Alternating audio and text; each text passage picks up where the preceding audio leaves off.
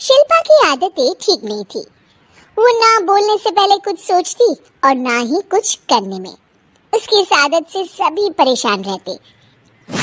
बहन, घर पर मेहमान आए हैं और शक्कर खत्म है, थोड़ी शक्कर दे दो, मैं बाजार जाऊंगी तो ले आऊंगी। अरे शिखा बहन, तुम तो माफी करे, जब देखो तुम्हारे घर में कुछ ना कुछ खत्म ही रहता है। अरे शिल्पा, चिल्ला क्यों रही हो? कहा ना घर में मेहमान बैठे हैं, सुन लेंगे। सुन लेंगे तो सुन ले, तुम लोगों की मांगने वाली आदत तो बंद होगी। अच्छा शिल्पा, ना दो शक्कर, लेकिन बात तो अच्छे से करो। एक कटोरी शक्कर के लिए तुमने मेरी बड़ी बेइज्जती कर दी। शिल्पा बड़बड़ाते अंदर चली जाती है तो शिखा भी घर चली जाती है। माँ, क्या हुआ? अरे कुछ नहीं बेटा, पता नहीं कहां कहां से ऐसे पड़ोसी आ जाते हैं, जब देखो तब कुछ ना कुछ मांगने के लिए घंटी बजाते हैं। अब घंटी बजे तो दरवाजा ना खोलना। पता नहीं माँ की ये आदत कैसे बदलेगी, किसी को कुछ भी बोल देती है, बोलने से पहले सोचती भी नहीं। शिल्पा की ये आदत दिन ब दिन बढ़ती ही जा रही थी। एक दिन शिल्पा के दरवाजे सब्जी वाला आया। सुनो भैया, मुझे ये भिंडी, टिंडे, लौकी और आलू के साथ 1 किलो प्याज दे दो। जी बहन जी। वो एक एक कर सारा सामान पैक कर देता है। कितने पैसे दूं? 220 रुपए पूरे। अरे इतना महंगा नहीं, हाँ मैं तो सिर्फ 150 दूंगी। नहीं नहीं, पैसे तो पूरे लूंगा, नहीं तो सब्जी वापस कर दो। ऐसे कैसे वापस कर दूंगी? मैं तो एक भी सब्जी वापस नहीं करूंगी। और हाँ, रही बात पैसों की, तो लेना है तो 150 ले लो, वरना मेरे मोहल्ले में घुसने तक नहीं दूंगी। हाँ। अरे नहीं नहीं बहन, हम लोग गरीब लोग हैं, ऐसा ना करो। पकड़ो ये 150 और दफा हो जाओ। शिल्पा की बेटी अंदर से ये सब देख रही थी।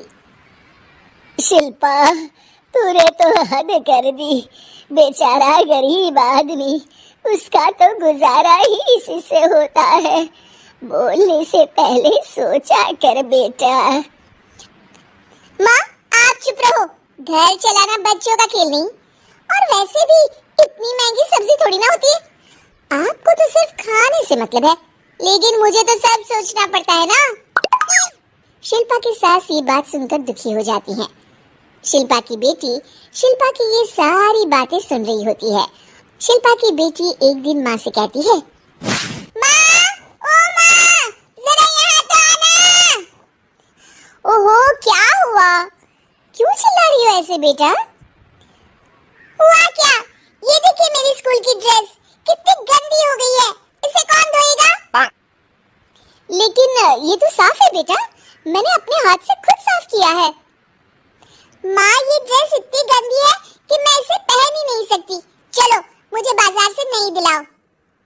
शिल्पा दुखी हो जाती है और वहाँ से चली जाती है कि तभी सामने उसकी सास मिल जाती है। शिल्पा, अरे ओ शिल्पा, ये क्या सब्जी बनाई है? ऐसे भी कोई सब्जी बनाता है? शिल्पा सास की इस हरकत से सत्ते में आ जाती है। अरे माँ को तो मैं जो बना दूं उन्हें वो पसंद आ जाता था, फिर आज वो ऐसा व्यवहार क्यों कर रही है? शिल्पा कुछ समझ पाती कि थोड़ी ही देर में उसका पति आ जाता है। अरे शिल्पा, ये क्या है? क्या हुआ आपको?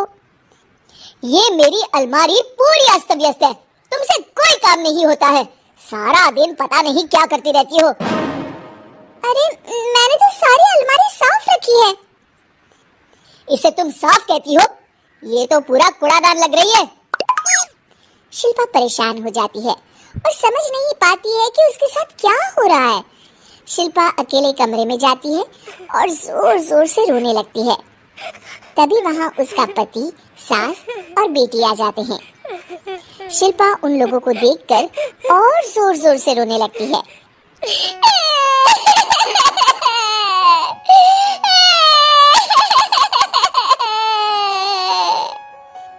कि तभी उसकी सास उससे कहती है, क्या हुआ? यहाँ बैठकर रोती रहोगी या फिर खाने को भी कुछ बनाओगी? माँ, पहले आप बताएं, आप लोगों को क्या हुआ है जो मुझसे ऐसा व्यवहार कर रहे हैं? वही हुआ है जो तुम्हें रोज होता है। मैं समझी नहीं। माँ, आज घर वालों ने आपसे बुरा व्यवहार किया तो आपको कितना बुरा लगा ना? हाँ, मुझे बहुत बुरा लगा। मुझे अच्छा नहीं लगता कोई मुझसे इस तरह से बात करे। सही कहा शिल्पा, जो चीज तुम्हें खुद के लिए अच्छी नहीं लगती वो तुम्हें दूसरों के साथ भी तो नहीं करनी चाहिए। बेटा, हम तुम्हारे अपने हैं, फिर भी तुम्हें अपनों की बात का बुरा लगा।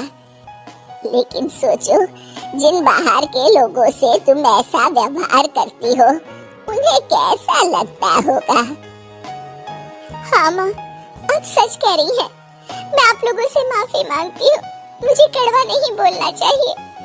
मैं समझ गई, मैं आपकी हूँ इसलिए आप लोगों ने मुझे सुधरने का वक्त दिया और मेरा साथ दिया। लेकिन जिन बाहर के लोगों से मैं बुरा व्यवहार करती आई, वो लोग मेरे कड़वे बोल से कितने दुखी होते होंगे।